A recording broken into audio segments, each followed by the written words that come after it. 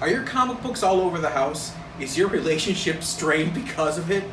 Get yourself organized. Find some storage. We're going to talk about it on today's show.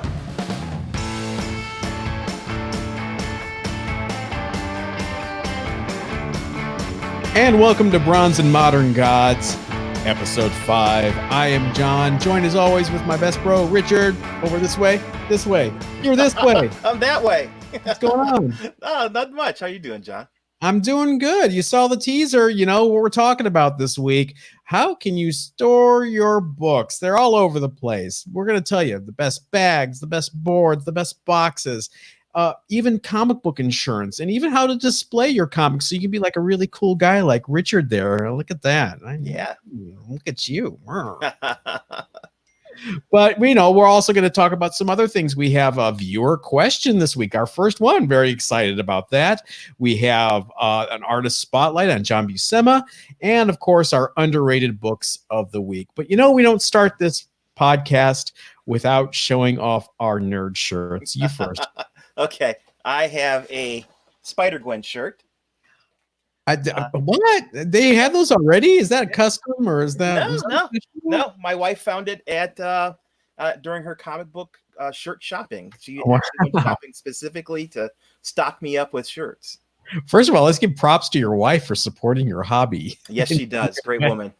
Happy Mother's Day. Yes. Okay. Well, I am showing off a little indie love this week, a little 80s indie love with Love and Rockets, kind of a callback to our second episode. And this was like probably the best cover of that. Oh, yeah. I love it. I wish it was a red shirt, kind of like, or I wish it was a black shirt with red transfer, like the real cover was. I don't know why they decided to go with a brown and off yellow approach, but what can you do? Hey, How do you store your books? Me? I asked you first. Oh, I store my books in short boxes for the most part. Short boxes are half length of a long box. A long box is about 3 feet long. I find they're easier to maneuver with, easier to be able to pull out. That's what I store most of my books that I go through a lot. And then books that are more archival. I have, for example, the complete 52 run. I don't go through that very often. Yeah, I bought it cheap. How many weeks did it take you to get all 52? Well, it did not take me 52. Okay. So I have those in a long box that's basically a part of my long-term storage. But yeah, long boxes, short boxes, the majority of the books. Where do you keep your hot book of the week? My hot book of the week is usually on the wall. Okay. You know what this week's hot book of the week is, don't you? Yes, I do. Why don't you tell the folks?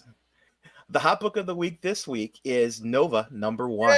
Hey! Now I'm cheering because this is a book that is near and dear to me as an old fogey long-term collector. But first, I think we need to explain why it is the hot book of the week. Yeah, there was an announcement made this week about Marvel in the process of doing a Nova movie. That's real exciting. Now, is it official or is it kind of just in the rumor mill? It's still in the rumor mill, like most of these rumors, until Kevin Feige actually stands up in front of a crowd and says, "We are making this." It's a rumor. Yeah, and we don't know, is it going to be Richard Rider, the original Nova? Is it going to be Sam Alexander, who was the current Nova-ish? But again, this is a book that came out in 1976 when I was really just starting off collecting comics. I probably was, collecting for a year or 2 years at this point. And it was a big deal because, especially for kids, because it was a new character. It could be ours, even in the mid 70s, Spider-Man, Fantastic Four, Cap, Superman, all the Batman, they were kind of like another generation's characters. We still loved them, but they weren't ours, and Nova was like ours, and it was a big deal because back then Marvel rarely launched characters into their own series. It usually started with some tryout issues in Marvel Spotlight or Marvel Premiere. So it was, a big deal for Nova to get his own book right out of the box. It didn't hurt that his creator and writer was the editor-in-chief of Marvel at the time. Right. You can make these kind of calls, I guess, but what can you do? And man, I loved that book when I was a kid. It was, it was looking at it now, it's really obvious they're trying to make it like Spider-Man on its ear, instead of the smart nerd, it's about the dumb jock getting picked on by a smart nerd, which is really funny when you read the book. And it kind of got ripped off a little bit later by Jerry Conway in Firestorm. I'm just saying, the same dynamic. It's definitely the same. I have to admit, I this came before I was a hardcore collector. I never really read it. I sat down and read it today, and you're right. It is a retelling of that Spider-Man mythos with a twist. But it's a good book. It's a good read, and I'm excited to see which they pick. If they pick Richard Rider or Sam Alexander, it's going to be interesting because there's two different audiences, right? Sam Rider is the old school original, Richard Richard Rider is the old school original, and Sam Alexander is more of a modern. He fits in with the Kamala Khan and the Miles Morales crowd. More modern, right? More hip. You might want to say. So Nova #1, first appearance, 9.8s are going for like $800 already, right? Oh yeah, absolutely. And it fluctuates based on news. And as news comes in, you'll see the price of the book go up, especially as things become more concrete. So now's a good time to invest. If you can find some raw or some graded Nova #1s at a good price, now's the time to invest, because I can almost guarantee you're going to see some kind of spike in the book. Grab them, and please don't be suckered by people. I've seen this listing at least twice, where someone is listing a Nova #1 newsstand version. They were all newsstand versions in 1976. There was right. No direct. And so you've got Sam Alexander Nova, first appearance in Marvel .1. Right, Marvel .1. Interesting title. It's I tried to follow the origins of this title. There's a number of .1s that are out there. This one that he originates in is in 2011. Mm-hmm. He's on the cover of the book. The book right now, CGC 9.8, is about $90. Again, very affordable. It's been fluctuating in price. But there's another .1 that I want to make sure people don't get confused with. From 2014, there is another .1, which is all new .1, and it's the first appearance of Kamala Khan, the new Ms. Marvel. Oh, so you kind of can't lose no matter which one you grab. No, you can't. Right. Absolutely. And they're both good pickups. If you see them in the store, #1s for both, grab them. But they're different characters, and it depends what you're looking for. I know someone very close to me who went to his local comic shop and found a whole slew of them sitting in a box. I know. I went looking through my photos because when I found them, I found 6 of the .1s. I also found 6 of the Ultimate Fallout #4 is the first Miles Morales in the same shop. Oh my God. And how much did you pay? I paid $8 a piece. And they went in my box for both of them. And that's it. You never know. Never pass up an opportunity to look through boxes at a comic book store. You never know what you're going to find. And to me, that's half the fun. The hunt, the thrill of the hunt, the chase. It's what we Absolutely. do. Yep. Absolutely. Well, we're going to move on to our main topic, and to bring us into our main topic, we have a viewer question that was submitted from a guy named Forrest. Forrest, take it away. Hey, John and Richard, this is Forrest from Amherst. I was just wondering if you could tell me the best bags and boards for storing your books. Love the podcast. Thanks. Oh, Forrest, we're so glad you asked, because that's the topic of this week's show, storing your comics, how-tos, what to do, what not to do. Again, you got two old school comic guys here. Some of these bags and boards that were manufactured in the 80s, you pull your books out now, you see this little yellowing ripple effect, boards all yellow and slimy on one side. What's happening? We had polyethylene and polypropylene, and we fooled ourselves into thinking polypropylene was better than polyethylene. Why? Because it was clearer? I don't know. They all had acid in them. Yeah, it's funny. I mean, I pulled out what got me back into comics again was going to my mother's house and pulling out a bunch of long boxes I had stored in the attic there. And back then, I had bagged all my books because bagging was a thing. Yep. Putting backing boards in the bags wasn't a thing yet, at least not for me. So I had all these comic books very neatly put in the box, all in bags, and every one of those bags was a dingy yellow. They had been sitting there for 30 years. Yeah. And yes, and one after another, I had to pull them out of the dingy yellow bag and put them into a brand new clear sparkling bag with a backing board. The best is like, you have to kind of peel them apart as you're taking it out. I know. Yeah, fortunately, you do that one time and you never ever do it again. So what do you recommend people use these days? It's 2020. It's modern times. You can buy this stuff on Amazon.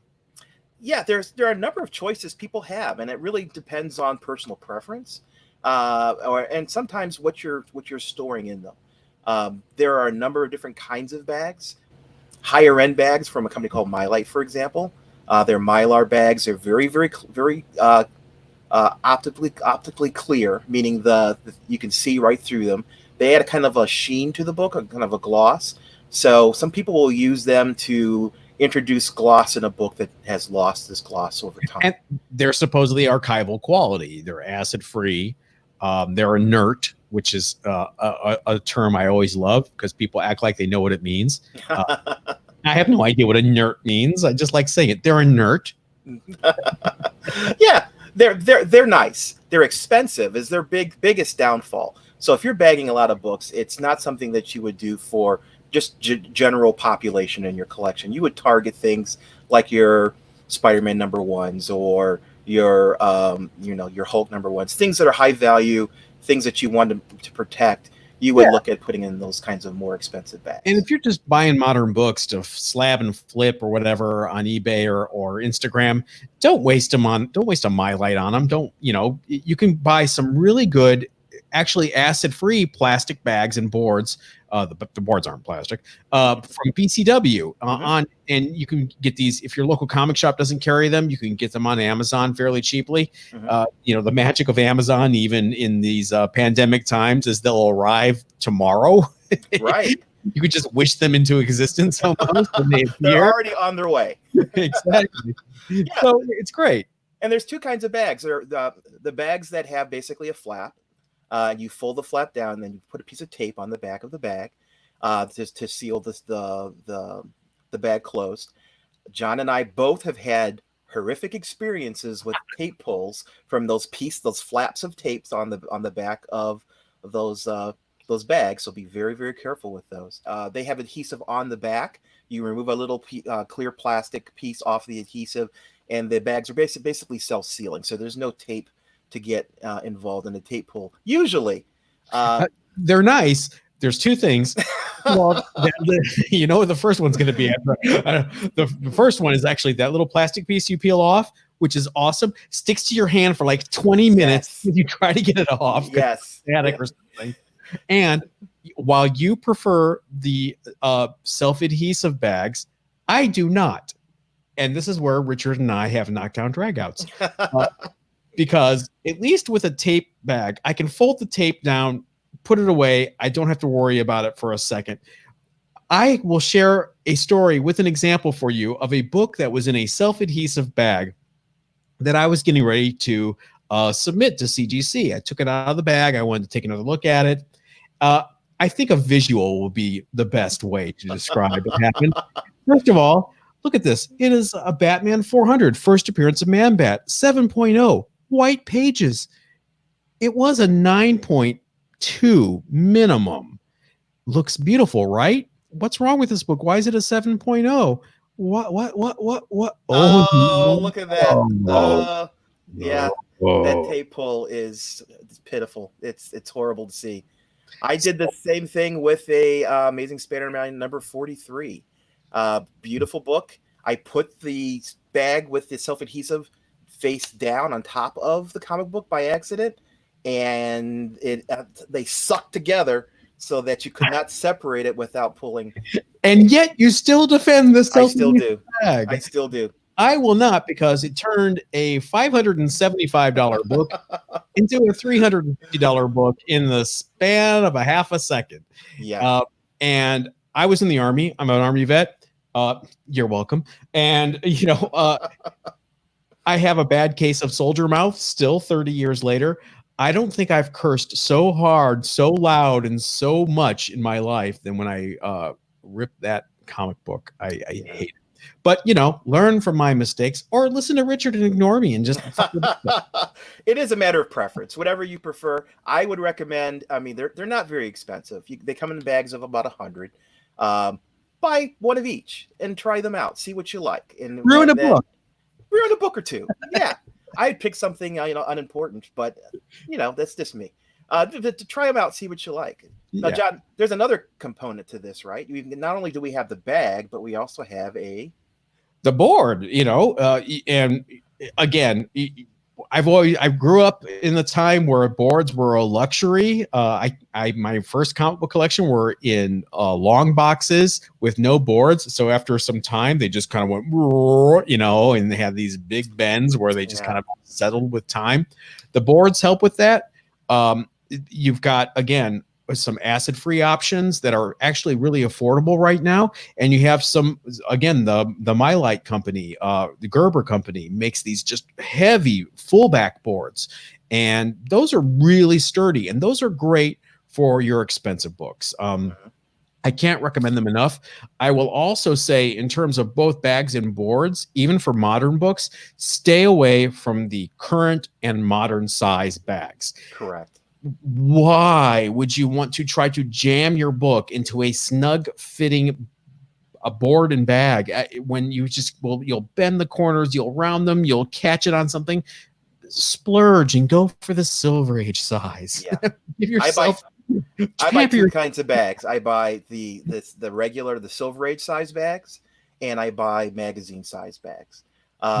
And those are the only two bags and boards that I buy. I do not buy the current. The current do fit more snug on modern books, but you're limiting yourself because you cannot fit most Bronze Age, most Copper Age books in those tiny, thin bags. So I don't even buy the current ones anymore. You can't fit a double-sized current book in them. Yeah. If it's a double-sized issue, you find yourself trying to jam it in there. And if you find yourself having to try to jam a book in, take a breath, stop, don't do it. Wait and get 4 bags. That is a great way of introducing spine ticks and bends in your book. Absolutely. I am a big fan in terms of the Mylites and the fullbacks. I'm a big fan of the standard size, which is a really kind of weird size. It's not silver or golden, and it's not current. It's kind of in between. It fits a lot of books. It's great. Giant size comics from the 70s, like the giant size Captain America and things like that. It gives the book a little room to breathe. And more importantly, it fits in the short boxes a little better than silver and gold size because they're wide. The silver and gold boards are wider. Yeah. So you kind of have to try, if you have like drawer boxes like I do, I'm a big fan of drawer boxes. Sometimes they don't fit in there. So you want to get the standard size. Right. Now you can also get drawer boxes in larger sizes too. I have a number of the magazine sized ones, but you're right. The Golden Age and Silver Age are much wider, much bigger books. There's more irregularity in the sizes of those books, and that's why they're bigger books or bags than the standard size bags. So let's talk about boxes. I, again, had my collection in at least 48 long boxes for the longest time. And I was a renter. And like I said, I was in the military. I moved a lot. And nothing was worse than having to move all 48 plus of those boxes, long boxes, to a new apartment. And it was just, oh my God. And then about, I would say 15, 20 years ago, I saw the light. And I converted to short boxes. Why? They fit in better places. That you can actually put them in a closet. Now there's more stacked up, but if you go with the alternative that I do, which is the drawer box, I love drawer boxes. Let me say it again. I love drawer boxes. This is not a sponsored podcast. They're not paying me anything. They can, but they're not. The drawer boxes are amazing. You can stack them up on each other. They come with these little attachments that keep them from sliding around. You can pull your books out, access them really quickly, put them back in. They look nice in comparison to those old yellowy boxes that you got from your local comic shop. So drawer boxes, they're expensive. Yes. A lot of comic shops won't carry them because of the shipping cost. They cost a lot to ship. But if you're buying 5 at a whack, you buy them directly from the manufacturer. There'll be a link in the show notes. You kind of have to splurge a bit. It's expensive. I'm not going to lie, but in the long term, you're going to be so glad you had them. I've had the same short drawer boxes since I switched over to short drawer boxes. I haven't had to buy replacements except for new boxes as the collection expands. Yeah, let me second that. I love them. I bought first of all, just to let people know, they're kind of like filing cabinet size. They're regular long boxes, but or short boxes, instead of the top opening up, there is a sleeve that holds a drawer that you can pull out, and it gives you different access to your books, so you're not having to access everything from the top. They are incredibly expensive. Actually, the boxes themselves are just expensive. What's really expensive is the shipping. I got around that by buying. I bought 10 of the boxes, and then I bought another 4 of their magazine size short boxes, which are perfect for holding slabs. That's what I keep my slabs that are not up on the wall. I keep them in those drawers, and they're great. Let me also say, there are little attachments that they have. They're little clips that hook to clip the boxes together. I clip mine 5 in a row, which is a perfect width for the shelving units that I use. Make sure that you buy a couple extra of those clips, because if you end up miscounting and you're short some, it's no going back later and fitting them in. You kind of have to do it when you're doing the assembly, and you'll regret it. I have a number of extra ones here just so that when I buy new drawer boxes, I have them on hand. Here's the thing about the drawer boxes. The shipping will kill you. It'll gouge you. But you got to have a friend locally that you can go in halfsies with. If you go in and buy 10, you split the shipping cost, it suddenly becomes a much more affordable proposition. Mm-hmm. Or you can just get on your knees and beg your local comic shop to carry them so you don't have to pay for the shipping. Good luck. Yeah, my LCS said Diamond carried them. But in further following up, he wasn't able to get them through Diamond, which was unfortunate. So I ended up just buying them directly from the manufacturer. And we'll put a link to their website in the show notes. We love them. Sponsor the show. So the other great thing about saving and bagging and boarding and storing your books, we can't do it without talking about getting your books slabbed with CGC. We had an episode that walked through the whole process. I am not a big fan of doing it just to do it. I like having my very precious collectibles or things I'm going to flip slabbed. But Richard, you are quite the opposite when it comes to this. Yeah, I have. It depends on what you're doing. I will, if it's a favorite series of mine, I will get the whole series slabbed. I do keep a lot of books that are just raw, just in the bag and boards. Or there are alternatives to bag and boards. There are third-party hard case shells that you can purchase that are similar to what the hard protection that a slab provides without the cost of the slab. So there are a number of different options. But for the most part, like you, I will slab the books that I plan on selling, or books that I want to lock in a particular value or state. And those are usually high-value books, or key books that may be high value in the future. I'll end up getting a slab. I was shaking my head as you told that story, because I just remembered one time I was at a big estate auction. And again, this is a very Los Angeles story, so you'll have to bear with me here. It was Nicolas Cage's collection auction. So Nicolas Cage at the time, Nicolas Cage at the time was, I guess, broke because he and Priscilla Presley were getting divorced, and she took him for a ride. I don't know the whole story. I don't hang out with him anymore. But he was having an auction, and part of this auction was his comic book collection. And I went there to go bid on a whole slew of pre-hero Marvel monster books from the early 60s. Lots of Jack Kirby stuff that, is in my wheelhouse. And the only other person that was there really kind of bidding against me, my good old friend Terry from Terry's Comics, who I love. And Terry and I were like, oh, man, you showed up. But it was a friendly thing. But I won a whole big selection of these Strange Tales, Tales to Astonish, Tales of Suspense. pre-hero monster books, and they all came in these big, they were called fortresses. And it literally was a fortress. There was two big plastic slabs, and the book sat in there. It was pre-cut, and you had these plastic screws on all the corners. Oh, wow. That held the book. It was like, fortresses were a big thing before CGC, before slabbing, for people who had like an Action Comics #1 that they kept in like a safe deposit box. This comic book fortress was the way to store your books back then. So I had about 15 of these things.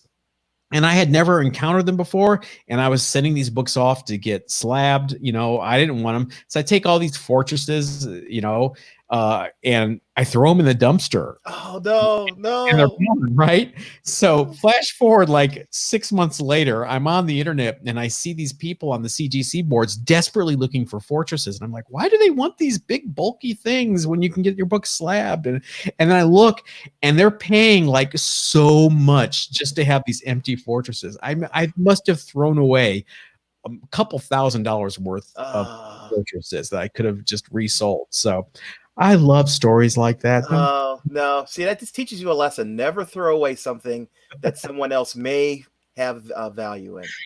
The purpose of this podcast is so you learn from me. Don't rub your Detective 400 on tape. Don't throw your fortresses away. Learn from me. Wow, I didn't know about those. That's interesting. I'm gonna have to look that up. All right, so you've got your books. You've spent all your money on these books. They're got them stored. You've got your spouse off your back because you got them organized during the pandemic. You got nothing else to do. You might as well do that. All right, it's expensive. You spent a lot of money on this. Are your books protected by your home insurance? That's a very, very good question. I also collect watches, and it's another question. Any high value collectible. You typically you can get a rider on your normal home insurance to cover those things, but it's never at the value of the actual collectible. They give you basically a flat rate, and if something happens, they write you a check for that flat rate, and you end up losing out on the deal. So you really want to look at specialty insurance for this. They don't know your Nova 9.8 is selling on the GPA for $800 now. They know that you paid $35 for it to have it slabbed or whatever. They don't care. So home insurance does not cover your collectibles in the way you think it might. So you might want to investigate some collectibles insurance. If you just Google comic book insurance, you're going to find a few options. Again, no one's sponsoring this show. No one is telling us, to promote their business. You can do your own research.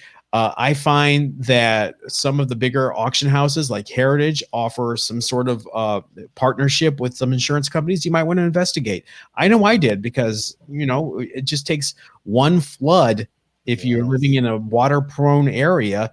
When we're taping this, it's May, and Richard woke up to snow yesterday. Yeah, you never know. Comic books are very sensitive to temperature, to humidity, to all kinds of environmental things that you may not have control over. So if you have a large collection, you may want to look into investing in insurance to protect that collection. So how do you display your books, Richard? We see behind you, you've got some beautiful shelves. Did you build those, or those from IKEA? How did you do this? I have a wife who is very handy. I am not the handy one in the family. It is my wife. And she built these shelves for me along these walls to hold my books. And I've got 30 of my favorite books up here. I keep 10 behind me. 10 are the most valuable books. And then the rest of them kind of rotate in as what my theme is. Like right now, my theme is Spider-Man, Spider-Gwen runs across the top of the books there. But I have enough slabs that I can pull them in and rotate them as I get the whim.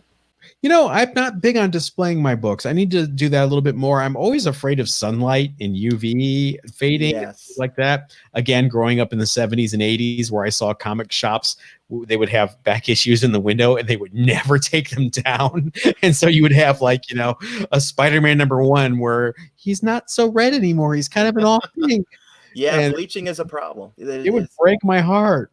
So I'm nervous about it, but I'm investigating it. So hey, how do you display your books? We want to know. Let us know at Bronze and Modern Gods on Facebook and Instagram. Show us your displays. Tag us. We want to see. We want to share them in future episodes. Absolutely.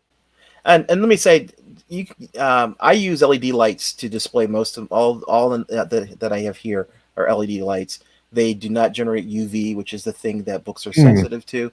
So there are ways of displaying books, at least in my opinion, safely. There are some people who will buy a book, put it in a safe deposit box, and only bring it out once a year to look at it.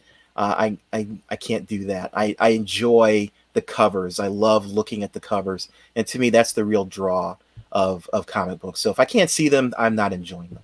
Yeah, and you know, get that insurance, and you have a little peace of mind as well.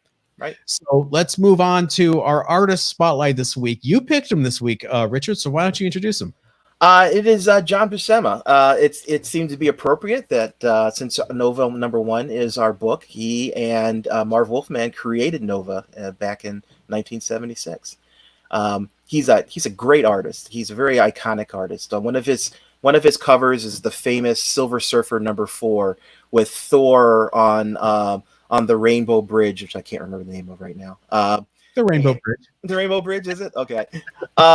And Silver Surfer coming down on him, and Thor is swinging his hammer. It is just such a great cover. Did you hear the story about that book? No, I haven't heard it. So he was particularly proud of that issue. He drew it. He put his heart and his soul into it. It really shows. He took it to Stan Lee, and Stan was like, "Oh, what is this?" He almost rejected the art for Silver Surfer #4. So just a little story to tell you. Sometimes Stan was not always the man. Yeah, everyone has their opinions. I think to me, there are a number of Silver Surfer issues that are just they just speak to me in terms of the Silver Age. It's funny that he drew the first issue of Nova because it was immediately taken over by his brother Sal, who drew for most of the run until Carmine Infantino took over in the teens. And you know, Carmine Infantino in the late 70s was a very different Carmine Infantino in terms of style. Your mileage may vary, but John Buscema was great. He had this Avengers run for years where he was being inked by Tom Palmer, and it was just beautiful, beautiful stuff. And he was kind of one of those artists, you know, a Marvel artist like Sal or Herb Trimpe that you just kind of took for granted every month that he was going to be there and steady. And he kind of got overlooked a bit, except on things like Conan. He had a huge Conan run with Roy Thomas that was amazing, and I think the more time he had to ink himself, the better he was. Or if Tom Palmer was inking him, it was a slam dunk every time. But John, big John, you know, there was a reason why Stan chose him to co-author How to Draw Comics the Marvel Way. Mm-hmm. Definitely, when you think of top 10 artists for Marvel, you think of him. And it's funny, he never really went over to DC. They tempted him a few times. He had loyalty to Stan. You know, I think he drew a couple of those Stan Lee Just Imagine books for DC, but he didn't do a lot of DC work except for the iconic Superman versus Spider-Man, the second one. Do that with the Parasite and Doctor Doom. That's a great Treasury edition. Yeah, definitely. If you collect Treasuries, that's one to get.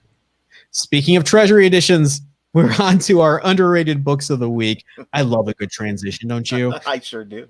My underrated book of the week is a book that I had, again, in 1976, the year Nova #1 came out. It's a very iconic year for me as a comic book collector. It was a Treasury edition. It was 2001: A Space Odyssey, the Treasury edition, the adaptation by Jack King Kirby.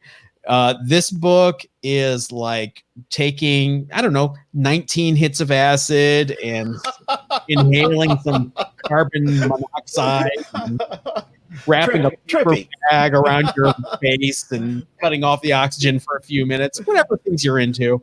You can kind of like save yourself some time and money by just buying a copy of the 2001 Treasury edition and flipping through it for about an hour, because it's crazy. I mean, it's insane. Jack was a straight shooter, straight-laced guy, apparently didn't do any drugs, but boy, you wouldn't know it from this book. It's trippy. It's great though. Just these huge page spreads, these double page spreads, these collages of space. And 2001, the adaptation, Jack took it like, a suggestion. It wasn't really, it wasn't really tied to the movie so much. It was, but it was Jack Kirby um, adapting the movie, a true adaptation in the truest sense of the word, where, he's going to explain what the monolith is. You're not supposed to know what the monolith is. Kubrick didn't want you to know what the monolith, Arthur C. Clarke didn't want you to know, but Jack's going to explain it to you. Here's what the monolith is. So 2001 Treasury edition, it's tough to find in decent shape because, again, the topic this week is storage. How do you store these Treasury editions? Right. Up until recently, I mean, there was no bag and boards for them. Right. I'm shocked there are bags and boards. I'm shocked someone hasn't figured out how to press Treasury editions yet. I'm sure they have. I'm shocked CGC doesn't grade Treasury editions. How could they? I mean, at the cost of all that plastic alone. It's tough book to find in grade. And because it was a licensed adaptation, it's probably never going to be reprinted. I'm sure with all of Jack's work in print again in various collector's editions and deluxe hardback editions and things like that, I'm sure Marvel has tried to get this book reprinted and they haven't been successful yet. So 2001, the Treasury edition, it's an amazing book. Please do yourself a favor, at least go on to eBay or whatever and buy a reader, because you got to see this book. And when you'll follow it up with the 10-issue a comic book run, it gets even stranger, but that's for another podcast. Excellent. What's your book this week? Oh, my book, I picked a group of books. For the last few years, there's been a real rise in something called facsimile editions. They're basically copies of key issues throughout comic history. And by copies, I mean they copy everything from the cover art to the internals. Some of them copy the advertisements in the books as well. And there is, in some cases, very little to differentiate them from the original book. The main difference, of course, is the original book is probably a 12-cent book, 15-cent book. These are $3.99, $4.99 for these recent books. But I think there's value in these things for people who want to read a key and hold it in their hand. If you want to have a Fantastic Four #1, plop down your $3.99 and you've got it. You can sit there and read it and not worry about ruining the book because it's not an original book. You don't have those kinds of fears. And they've done these facsimile books for Fantastic Four #1, X-Men #1, Incredible Hulk 180, 181, 80, 182, Amazing Fantasy 15. All the big keys have these replicas of them. And surprisingly, some of these replicas are actually increasing in value. The Fantastic Four #1, for example, a CGC version 9.8 of that is going for $95. Wow. You could still find these books, on the store shelves in some cases, but get them at cover price. So me being the person I am, I've bought a number of them. I have a specific area of one of my boxes reserved for these facsimile books. When they come out, I'll buy them, put them away. Again, I'm a long-term play kind of guy. So I'm thinking, 5 years down the road, when these books aren't on the store shelves and able to get them easily, new collectors to the hobby are going to want to have these things as placeholders maybe. I did that. I had an X-Men 266. There was a facsimile, the first Gambit. I didn't have it in my collection, but I got the facsimile. I stuck it in my box. And eventually I came across a 266 that I liked, purchased it, stuck it in the place where I had that facsimile and pulled the facsimile out and put it in my facsimile drawer. No one didn't affect anyone. But, no one was the wise. no one had a clue. You got away with it. No, I think they're a good investment for the price. And I would definitely look at purchasing one just so that you had an opportunity to hold one of these modern keys or bronze keys in your hand. It's funny because not only are these starting to see some action on the secondary market, but the True Believer reprint editions of just random books that were selling for $1. Some of those are getting some coin, aren't they? They are. There's an amazing Fantasy 15 True Believer that has really held some value. It's about $50-$60 for that one. There is a Batman Adventures number 12 going to DC. That is a $1 book. That this is the first appearance of Harley Quinn, and it's going for double digits for pricing when once you get it graded. So yeah, people are really liking this idea of being able to get those hard to get books, those high value books, for the price of a regular modern book. The originals are out of reach now for a lot of collectors. I mean, especially the younger collectors out there, you youngins. So they want to have something, and it's a great alternative for those $1,500 books, or in the case of Fantastic Four #1, $30,000 books. Right. So pick them up when you see them. You never know what you're going to get in the future, and this is a great way to have your first appearance of Gambit in the meantime. Right. Make sure you please follow us at Bronze and Modern Gods on Instagram and Facebook. If you're watching us on YouTube, please subscribe. Please give us a like. Please leave a comment. We want to hear from you. If you want a question answered in an upcoming podcast, please email us at bronzeandmoderngods@gmail.com. Follow us at bronzeandmoderngods.com, the website. It's new. It's fresh. It's amazing. Go check it out. And also, you can also listen to an audio version of this podcast if you're sick of seeing our faces. It's on all the major podcast platforms, including Apple Podcasts, Google Podcasts, Stitcher, you name it, we're there. And we would love it if you would give us a rate and review on those as well. I'm John, and there's Richard. We'll see you next time.